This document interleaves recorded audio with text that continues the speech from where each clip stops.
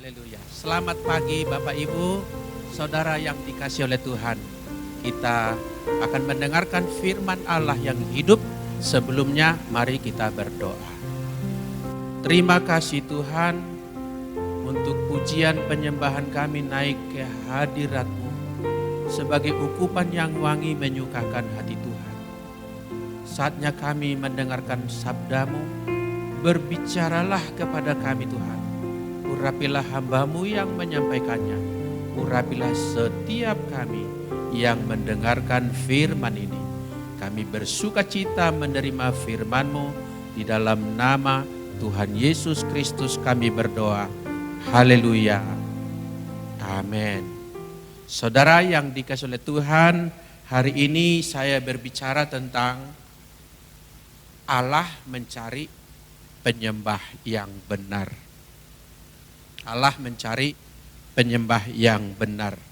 Ada orang berkata begini, rugilah kita kalau sudah berbulan-bulan stay at home tapi tidak menemukan bakat tambahan kita atau bakat terpendam keluar.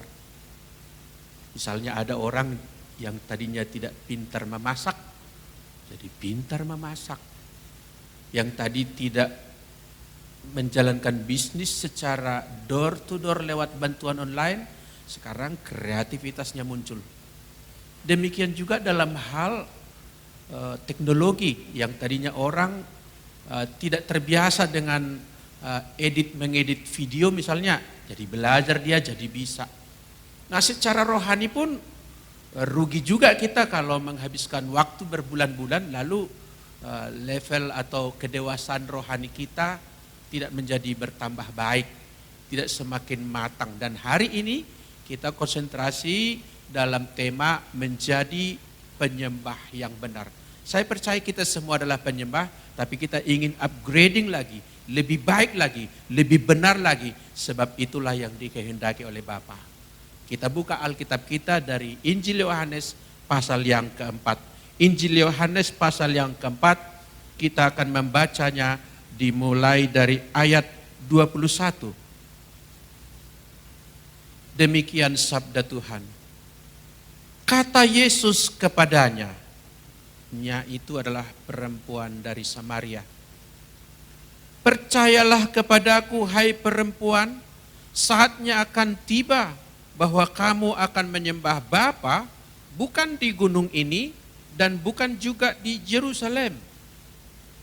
Kamu menyembah apa yang tidak kamu kenal, kami menyembah apa yang kami kenal. Sebab keselamatan datang dari bangsa Yahudi. Tetapi saatnya akan datang dan sudah tiba sekarang bahwa penyembah-penyembah benar akan menyembah Bapa dalam roh dan kebenaran. Sebab Bapa menghendaki penyembah-penyembah demikian. Satu ayat kemudian, Allah itu roh dan barang siapa menyembah Dia harus menyembahnya dalam roh dan kebenaran. Puji nama Tuhan. Diberkatilah kita mendengarkan sabda Tuhan dan kita percaya sabda Tuhan itu adalah berkat bagi kita. Kebenaran yang menuntun hidup kita, memperbaiki kehidupan dan perilaku kita, dan itu semuanya tujuannya satu, supaya kita semakin berkenan di hadapan Tuhan, semakin serupa seperti Yesus Kristus. Katakan amin Bapak Ibu. Coba kita lihat gambar ini. Gambar ini figurasi daripada percakapan Yesus di tepi sumur di daerah Samaria. Saudaraku, sebetulnya pasal 4 Injil Yohanes ini adalah tulisan hasil percakapan antara Yesus dengan rasul yang sangat dikasihinya, yaitu Yohanes. Hanya Yohanes yang mencatat kejadian ini. Isi cerita itu adalah percakapan antara Yesus dengan seorang perempuan Samaria yang pada waktu Yesus sedang dalam perjalanan melintasi daerah Samaria, ia dan bersama muridnya sedang dalam perjalanan kembali ke Galilea, Mereka memilih melintasi daerah perbatasan Samaria. Dan ketika letih dan haus, Yesus mampir di sebuah sumur pada siang itu. Dan murid-muridnya disuruh mencari atau membeli makanan. Ketika itu seorang perempuan datang untuk menimba air. Lalu terjadi percakapan. Dari percakapan mengenai air hidup, air minum kemudian kepada air hidup. Kemudian Yesus tadi yang kita dengar bersama berbicara tentang Allah mencari penyembah yang benar. Dari air minum ke air hidup sampai kepada percakapan mengenai penyembah yang benar. Sebab Bapa menghendaki penyembah yang demikian. Saudaraku, saudara yang dikasihi oleh Tuhan, sebetulnya tadi saya katakan Yesus hanya melintas di situ. Bukan tujuan utama ke daerah itu, hanya mau melewati daerah saja. Tetapi waktu yang sempit dan sedikit itu pun, dengan perjumpaan kepada perempuan itu, Yesus mengubah saat itu, mengubah momen itu menjadi momentum yang kemudian mengubah cerita hidup daripada perempuan itu sejak saat itu dan ke depannya. Sebab nanti kalau kita baca, Bapak Ibu silakan membaca nanti cerita lengkapnya seluruh pasal 4 Injil Yohanes.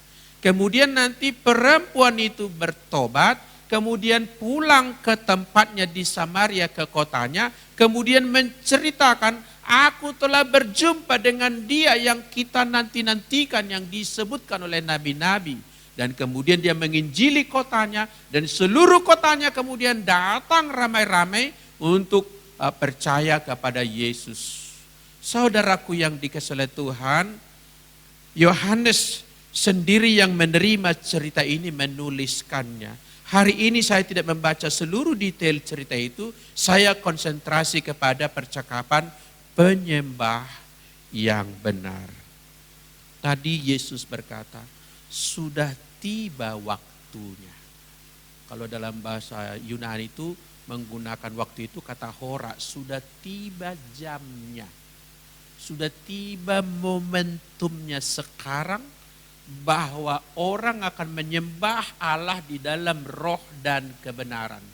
Tidak menyembah lagi di Gunung Gerizim, tidak menyembah lagi di Bait Allah Yerusalem, bukan itu lagi pusat atau sentral daripada ibadah. Bergeser kepada maksud yang sepenuhnya dari penyembahan itu. Penyembahan tidak soal lokasi atau tempat, penyembahan adalah soal diri seseorang menjadi penyembah. Itulah sebabnya salah satu kebenaran yang sudah kita laksanakan beberapa bulan terakhir ini, kita tidak terhalang menyembah Allah baik di gereja maupun di gereja kecil yaitu rumah-rumah kita, atau di mana saja kita dapat menyembah Dia. Sebab apa saudaraku? Penyembahan tidak terikat lokasi lagi, tidak terikat suatu tempat tertentu yang disakralkan lagi. Di mana saja orang dapat menyembah Allah itu.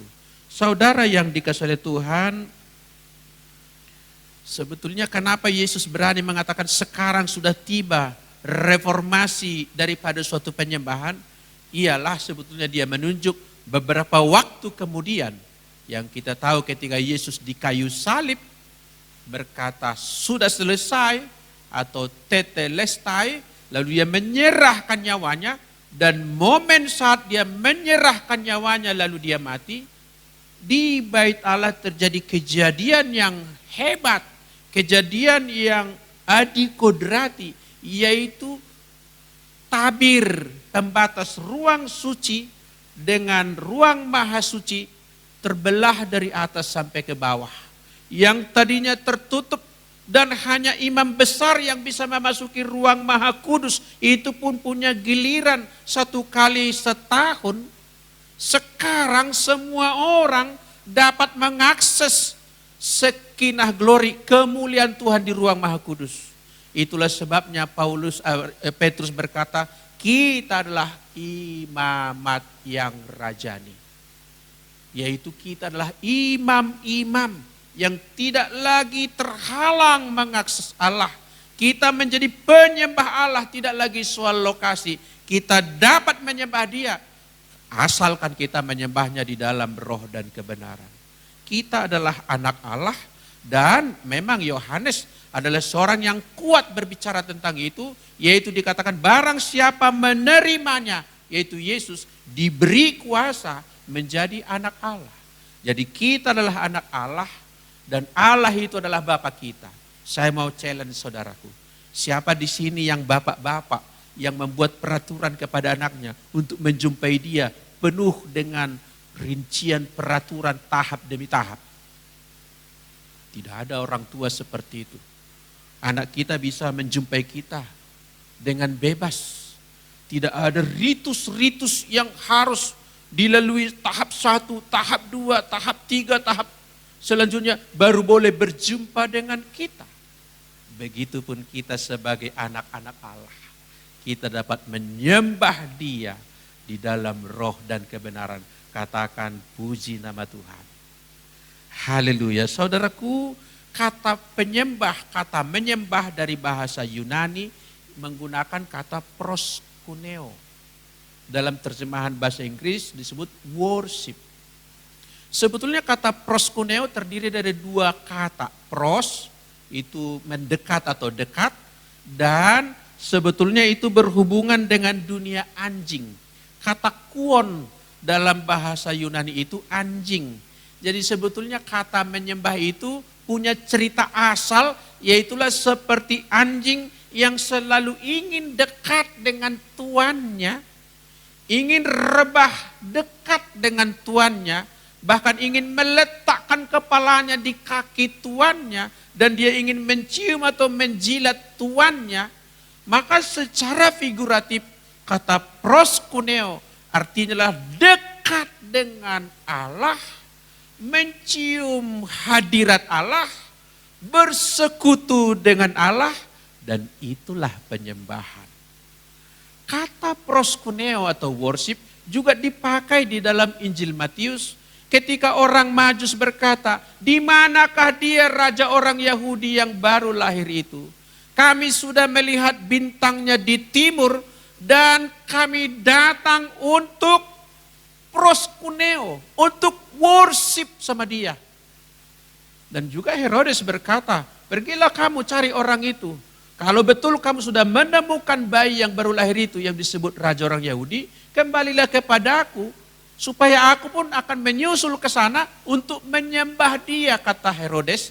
Itu pun Herodes menggunakan kata proskuneo. Demikianlah ketika orang-orang Majus tiba di depan bayi Yesus yang masih kecil itu, tapi mereka meletakkan persembahannya di hadapan bayi itu dan dikatakan sujud menyembah. Berarti Bapak Ibu, menyembah sebetulnya bukan sekedar bernyanyi. Bukan sekedar yang kita sebut dalam satu komponen ibadah modern yang berasal dari aliran-aliran karismatik, praise and worship. Praise and worship adalah satu bagian atau salah satu manifestasi daripada penyembahan. Praise and worship bukan satu-satunya penyembahan. Penyembahan adalah totalitas hati kita, totalitas hidup kita yang ingin selalu dekat memandang wajah majikan kita itu untuk menyenangkan hatinya dengan cara mentaati dia, mengasihi dia, dan menjadi orang yang berkenan di hadapannya. Saudara yang dikasihi oleh Tuhan, maka seperti apakah penyembah yang benar yang dimaksud oleh Injil Yohanes ini? Yang pertama dari ayat-ayat itu juga kita dapat gali. Yang pertama, penyembah yang benar adalah menyembah Allah sebagai Bapa. Sama-sama katakan menyembah Allah sebagai Bapa. Allah adalah Bapa kita. Allah adalah Bapa kita. Kata Bapa dalam bahasa Aram yang serumpun dengan bahasa Ibrani menggunakan kata Abba. Abba adalah panggilan seorang anak kepada ayahnya, kepada bapaknya, kepada dedinya, fathernya. Itulah panggilan Abba itu. Dan Allah kita adalah Bapa kita. Bapa bercerita tentang dialah pemilik kita, dari dialah kita ada, dialah sumber kita. Seperti anak saya bersumber atau berhubungan asalnya dari diri saya secara genetis. Demikian juga Allah menciptakan manusia dan memberikan ruahnya, memberikan rohnya. Supaya apa? Mereka menjadi penyembah. Sebetulnya desain penyembahan bukanlah produk perjanjian baru. Sejak dari semula Allah menghendaki kita menjadi penyembah yang benar. Saudara yang dikasihi Tuhan, Yohanes di sini berkata sebetulnya dalam satu ayat di Yohanes 8 ayat 42, Yohanes 8 ayat 42, kita lihat di sana atau ayat 41, kamu mengerjakan pekerjaan bapamu sendiri. Jawab mereka, ini orang Farisi, kami tidak dilahirkan dari jinah, Bapa kami satu, yaitu Allah. Kata Yesus ayat 42. Kata Yesus kepada mereka, jikalau Allah adalah Bapamu, kamu akan mengasihi aku, sebab aku keluar dan datang dari Allah, dan aku datang bukan atas kehendakku sendiri, melainkan dialah yang mengutus aku. Saudaraku, jangan dibingungkan karena saya sebut tadi Allah adalah Bapakku, lalu Yesus siapa? Posisi Yesus apa? Kalau kita mempercayai Allah adalah Bapa kita, kita juga percaya Yesus keluar dari Bapa. Berarti ketika kita menyembah Bapa, kita juga saat yang sama menyembah Yesus adalah Allah kita. Saudara yang dikasihi oleh Tuhan, perlu kita memeriksa, sebab memeriksa bagian daripada diri kita adalah baik sebelum kita memeriksa orang lain. Kita periksa diri kita, apakah kita benar-benar telah menjadikan Allah adalah Bapa kita. Ini bukan sekedar kalimat yang baik, saudaraku. Sebab Yesus sendiri di Yohanes 8 ayat 44, coba kita lihat lanjutan daripada tadi, ayat 43. Apakah sebabnya kamu tidak mengerti bahasaku, kata Yesus. Sebab kamu tidak dapat menangkap firmanku. Ayat 44. Iblislah yang menjadi bapamu, dan kamu ingin melakukan keinginan-keinginan bapamu. Berarti Bapak Ibu, pada masa itu pun Yesus sudah menemukan orang-orang agamawi seperti orang Farisi, yang menurut mereka adalah Allah itu Bapa mereka, tapi Yesus mengatakan iblislah bapamu. Artinya apa Bapak Ibu? Kalau kita bukan penyembah yang benar, maka lawan katanya penyembah yang palsu, penyembah yang imitasi, penyembah tiruan dan tipuan. Dan itu seperti orang Farisi yang dikecam Yesus waktu itu, ialah iblis menjadi bapamu. Dari mana tahu? Karena apa yang ingin kamu lakukan adalah apa yang diinginkan oleh bapamu itu. Berarti Bapak Ibu, penyembah yang benar menjadikan Allah adalah bapanya, itu artinya dia hidup benar. Enggak ada gunanya kita berkata Allah lah Bapakku, sementara sebaliknya kehidupan kita bertolak belakang dengan pengakuan kita itu. Saudara yang dikasihi Tuhan, tentu saja setiap orang bisa berkata Allah adalah Bapakku. Namun sebetulnya itu tidak berlaku secara otomatis begitu rupa ya. Sebab menurut Yesus ada saja seperti orang Farisi tadi yang justru iblislah adalah bapa mereka.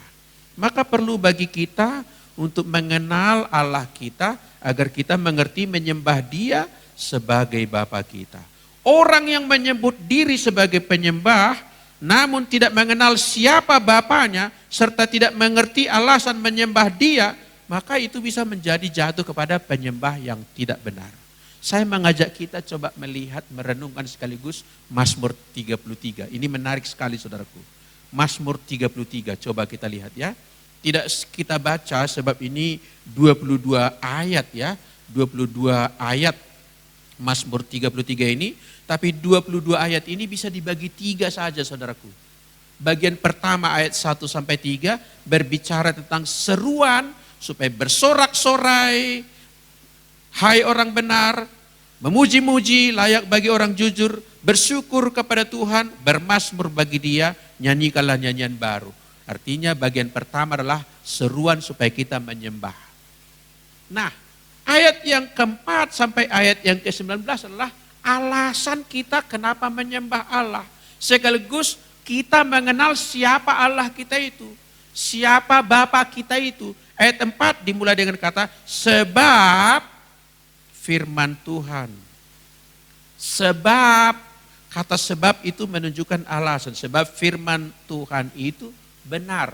Berarti kita menyembah Allah karena firman Tuhan itu benar. Ya dan amin. Ini mendorong kita untuk menyembah Dia. Ayat-ayat yang berikutnya, ayat 6. Oleh firman Tuhan langit telah dijadikan. Nah karena Allah menciptakan semesta alam ini, maka kita menyembah Dia. Jadi sekaligus kita mengenal siapa Allah kita. Dia adalah mempunyai firman yang benar. Dia menciptakan semesta alam ini. Itulah Allah kita. Dialah Bapa kita. Karena itulah kita menyembah Dia. Terus sampai 10 coba kita lihat. Di sana dikatakan Tuhan menggagalkan rencana bangsa-bangsa. Ia meniadakan rancangan suku-suku bangsa. Menurut saya ayat ini sedang digenapi selama 5 bulan terakhir ini. Yaitu di sini dikatakan Tuhan menggagalkan rencana bangsa-bangsa. Coba kita periksa. Bangsa mana yang tidak gagal rencananya? Sekarang ini. Rencana pendidikannya, rencana bisnisnya, rencana pembangunan prasarana, rencana apa saja. Semua dibuat oleh Tuhan. Tidak berhasil oleh virus corona ini. Supaya apa? Ayat berikutnya 11. Tetapi rencana Tuhan tetap selama-lamanya. Rencana pemimpin bangsa-bangsa bisa gagal. Rencana Tuhan tetap untuk selama-lamanya. Itulah Allah kita. Seperti itulah Bapa kita. Dan itulah alasan kita datang menyembah Dia. Mendekat kepada Dia. Tak ada pilihan lain lagi. Tak ada oknum lain lagi. Dia inilah satu-satunya. Dialah majikan kita. Dialah Bapa kita. Dan saya mau menyembah Dia. Di antaranya menyembah dengan cara bernyanyi. Membuat puisi. Dengan apa? Dengan berbuat kebajikan. Dengan apa lagi? Dengan berdoa. Dengan berpuasa. Dengan bekerja. Dengan mentaati peraturan. Dengan merancangkan hal yang baik kepada orang lain, dengan memberikan pengampunan, memberikan sokongan kepada orang yang membutuhkannya. Itu semua adalah bagian daripada penyembahan kita yang merupakan penyembah yang benar karena kita telah menjadikan Allah itu sebagai Bapa kita. Yang kedua, seperti apakah penyembah yang benar itu? Penyembah yang benar itu ialah menyembah dalam roh. Yang pertama tadi menyembah Allah sebagai Bapanya. Yang kedua menyembah dalam roh. Kenapa dalam roh? Sebab penyembahan yang benar bukan dalam daging. Dikontraskan. Bukan dalam daging, bukan dalam bait Allah, bukan dalam ritus kurban binatang. Tapi dalam roh kita. Saudaraku, 1 Korintus pasal 3 dan 16 berkata, tidak tahukah kamu bahwa kamu adalah bait Allah? Sama-sama katakan, saya adalah bait Allah. Saudara tidak sedang bombastis, saudara mengakui firman Tuhan yang menyebut kita bait Allah. Jadi bukan bait Allah terdiri dari batu yang bersusun-susun tempat menyembah, roh kita. Diri kita. Kitalah penyembah itu di dalam roh. Bukan badan. Bukan berarti badan tidak perlu. Badan mengekspresikan apa yang bergerak di dalam roh kita. Itu sebabnya ada lagu berkata, ada gerakan roh Allah di sini. Ada gerakan roh Allah di sini. Kita harus tahu penyembahan tidak dimulai dari aktivitas fisik, tidak dimulai dengan mulut yang mengumandangkan suara yang dilantunkan, tidak dimulai dengan ceracap dan gambus dan semua yang lain. Penyembahan come out from our heart. It comes out, it flows from our heart. Hati kita yang menyembah. Jadi ibadah Kristen pertama-tama harus dimulai dari dimensi dalam, dimensi batin. Tidak dimulai daripada ritual-ritual fisik, upacara demi upacara, tidak. Dimulai dari hati. Itulah sebabnya orang Majus tadi, kami telah melihat bintangnya di timur, kami datang untuk menyembah Dia. Hati mereka lah yang membuat mereka kuat menjalani perjalanan panjang dengan berbagai tantangan. Bahkan sekalipun yang di hadapan mereka adalah seorang bayi yang kecil, mereka meletakkan kepalanya di lantai.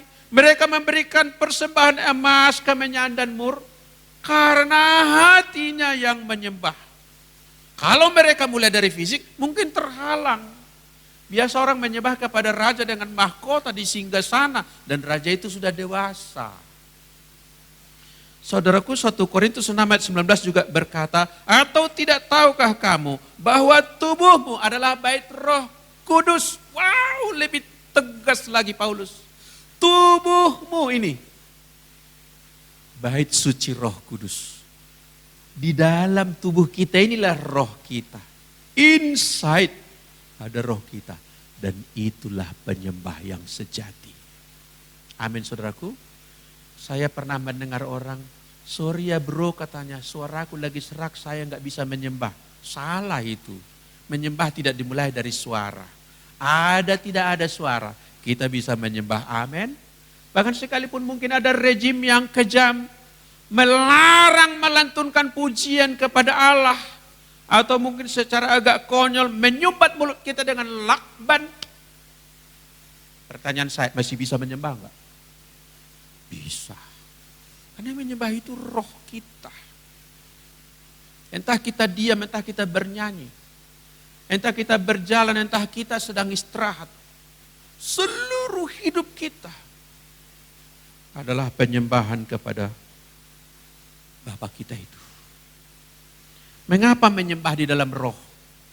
Yohanes sudah menyebut tadi. Allah itu roh. Maka kita menyembah di dalam roh dan kebenaran. Roh, Allah itu adalah roh yang hadir di mana-mana. Maka dia tidak terkurung pada satu lokasi tertentu. Di mana saja. Demikian juga kita. Kitalah roh yang menyembah. Maka tidak dihalang oleh tempat, tidak dihalang oleh situasi. Bagaimanapun keadaannya, kita tetap menjadi penyembah di dalam roh dan kebenaran. Katakan amin Bapak Ibu. Saudara yang dikasihi oleh Tuhan, apakah karena kita menyembah di dalam roh maka kita menganggap ringan, merasa tidak perlu penyembahan di dalam gereja secara bersama-sama? Tidak juga saudaraku. Enggak berarti karena ibadah di dalam roh maka kita tidak perlu mengunjungi persekutuan atau gereja, tidak. Justru kitab Ibrani berkata janganlah kita menjauhkan diri dari pertemuan-pertemuan ibadah kita seperti dibiasakan oleh sebagian orang katanya. Tetap kita perlu persekutuan secara nampak muka dengan muka saudara kita. Kalau sekarang misalnya karena kita banyak melakukan ibadah online, paling tidak kita bisa menampak mereka misalnya lewat apa? Handphone, lewat Zoom, lewat WA dan lain sebagainya. Kita ada perjumpaan koinonia di sana. Bukan berarti tidak ada pentingnya ibadah di gedung gereja atau pertemuan dengan saudara seiman karena kita menyembah dalam roh. Tidak demikian. Bukan juga sedang berkata kalau begitu menyembah dalam roh, tak usahlah bersuara. Enggak juga. Roh yang menyembah itu pasti aktif. Kemudian manifestasi keluar melalui kehidupan kita termasuk nyanyian kita. Amin saudaraku. Saya akan lanjutkan pada bagian mengapa roh yang menyembah. Karena roh itulah tempat Allah berdiam, yaitu roh Allah pada kita. Amin saudaraku. Haleluya. Kita tiba pada bagian ketiga, seperti apakah penyembah yang benar? Yang ketiga, sesuai dengan ayat tadi berkata, menyembah di dalam roh dan kebenaran. Berarti yang ketiga, penyembah yang benar adalah menyembah dalam kebenaran. Sama-sama katakan kebenaran. Saudara, kata kebenaran ini kita sedikit periksa di dalam teks bahasa Yunaninya menggunakan kata aletheia. Aletheia itu artinya adalah sebetulnya adalah truth, kebenaran. Lawan daripada kebenaran adalah kata dolos, artinya tipuan. Jadi yang benar lawannya tipuan atau imitasi. Lawan daripada aletheia juga adalah, lawan katanya pseudologoi, artinya kebohongan. Jadi menyembah yang benar tidak boleh berada dalam kebohongan, tidak boleh berada dalam kepalsuan, tidak boleh imitasi, tidak boleh pura-pura. Harus hidup di dalam kebenaran itu. Hidup di dalam the truth. Paulus pernah menyindir orang sebagai penyembah palsu dengan berkata, saudaraku, secara lahiriah mereka menjalankan ibadah mereka, tetapi pada hakikatnya mereka memungkiri kekuatannya. Dia menulis, menyampaikan kalimat itu kepada Timotius supaya Timotius juga tahu ada saja orang yang rajin beribadah tetapi tidak hidup di dalam kebenaran, disebut memungkiri kekuatan ibadah itu sendiri. Jadi ibadah atau worship yang benar, penyembah yang benar haruslah menjalani kehidupan secara benar. Amin, saudaraku. Kita kembali sedikit kepada Mazmur 33 tadi, bagian yang ketiga dari Mazmur 33 adalah ayat yang ke-20 sampai 22. Yaitu di sana dikatakan, jiwa kita menanti-nantikan Tuhan. Dialah penolong kita dan perisai kita. Ya, karena Dia hati kita bersuka cita, sebab kepada namanya yang kudus kita percaya. Kasih setiamu ya Tuhan kiranya menyertai kami, seperti kami berharap kepadamu. Artinya sudah mengenal apa yang diperbuat oleh Allah. Sudah tahu siapa Allah itu. Itulah alasan menyembah. Maka kemudian berbuah. Saya mau semakin dekat dengan Allah. Menjalani kehidupan yang benar di hadapan Allah. Jadi yang pertama tadi. Penyembah yang benarlah yang menyembah Allah sebagai Bapa. Yang kedua yang menyembah di dalam roh. Yang ketiga menyembah di dalam kebenaran. Haleluya. Penyembahan yang benar harus berhubungan dengan hidup yang benar. Saudara, di Mazmur 33 tadi dikatakan ayat 1, bersorak-sorailah hai orang benar. Sebetulnya enggak benar pun orang yang kotor, orang yang najis bisa enggak bersorak-sorai? Bisa. Bisa sekali. Lalu dikatakan memuji-muji layak bagi orang-orang jujur. Orang curang bisa enggak memuji-muji sebetulnya? Bisa, tapi tidak layak. Amin. Bisa enggak bersorak-sorai? Bisa. Suara mereka juga bisa merdu dan melengking, tetapi tidak dibenarkan oleh Allah. Tidak dibenarkan oleh Allah. Jadi artinya penyembah yang benar harus hidup di dalam kebenaran. Amin, saudaraku. Haleluya. Allah memberikan hati yang baru kepada kita. Itu terus kita harus bertobat dan terus menerus diperbarui agar hari demi hari kita semakin hidup dalam segenap kebenaran agar kita menjadi penyembah yang benar. Amin, saudaraku. Selamat bergumul, selamat menjalani beberapa waktu lagi yang mungkin banyak waktu di rumah. Jadilah kita mengalami peningkatan rohani, meningkat menjadi penyembah yang benar, lebih benar, berkenan kepada Tuhan. Amin, saudaraku. Saya tiba pada bagian akhir. Penyembahan adalah totalitas hidup kita. Seluruh sisi hidup kita adalah penyembahan. Salah satunya tentu bernyanyi dan bermazmur dan semua bagian yang lain. Artinya kalau kita menyembah seperti itu, menyembah di dalam roh dan kebenaran, maka tidak ada halangan oleh apapun juga. Tidak karena halangan tempat, tidak karena halangan cuaca, hujan atau musim kemarau dan lain sebagainya. Tidak oleh situasi apapun. Tidak juga bahkan oleh dosa kita. Ini saya memberikan penggarisbawahan yang bagian terakhir. Kadangkala orang berkata begini, aku tidak layak menyembah Allah. Aku tidak layak menghampiri Dia karena dosaku besar. Oleh karena itu aku menarik diri dan mundur daripada. Tidak, saya justru challenge. Semakin kita menjadi dosa kita semakin berlari datang kepada Tuhan. Sebab ketika kita di hadiratnya, disitulah pula kita diperbaharui dan dilayakkan olehnya. Amin, saudaraku. Semua orang bisa menjadi penyembah yang benar. Contoh tadi adalah perempuan Samaria. Kalimat lain bagi perempuan ini Selain berzina, udah 5 suaminya dan yang ke-6 pun bukan suaminya, pelakor. Sebetulnya dia pelakor. Tapi ketika jumpa dan direstorasi oleh Yesus, pulang ke Samaria menjadi penginjil, menjadi penyembah. Dia tidak hanya nyanyi-nyanyi, tapi dia mengabarkan Yesus kepada kotanya. Dan itulah dia sebagai penyembah yang benar. Sejak saat itu berjumpa dengan Yesus, terjadi perubahan di dalam hidupnya.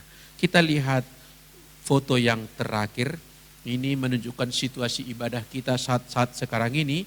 Gambar yang sudut kiri atas, seorang ibu menyembah dengan laptop di depannya, komputer barangkali itu tayangan ibadah. Di bawahnya adalah gereja yang sedang melaksanakan siaran streaming. Kolom kanan atas itu keluarga yang beribadah. Yang sudut kanan bawah justru saya sangat menarik. Keluarga yaitu bapak dan ibu, di depan mereka di pangkunya anaknya, memegang laptop, mengikuti ibadah, mengajarkan kebenaran. Maka social distancing, worship from home memulihkan keluarga kita. Supaya bapak-bapak dan ibu-ibu berperan untuk menjadi pengajar bagi anak-anaknya. Agar seluruh keluarga menjadi penyembah kepada Allah. Penyembah di dalam roh dan kebenaran, penyembah yang benar. Puji nama Tuhan, haleluya, amin. Mari kita berdoa. Terima kasih Tuhan, biarlah Engkau Tuhan menanam firman-Mu di hati kami, mengubahkan cara kami memperlakukan penyembahan. Penyembahan adalah seluruh hidup kami, dimulai dari roh kami yang menyembah Allah adalah Bapa kami. Menyembah di dalam roh juga berarti kami menjalani kehidupan di dalam segenap kebenaran. Terima kasih Tuhan, Engkau menolong dan mengurapi kami agar kami sungguh-sungguh menjadi true worshiper, penyembah yang benar kepada Tuhan, kepada Bapa kami. Terpujilah Tuhan, dalam nama Yesus kami berdoa, sama-sama kita berkata, amin.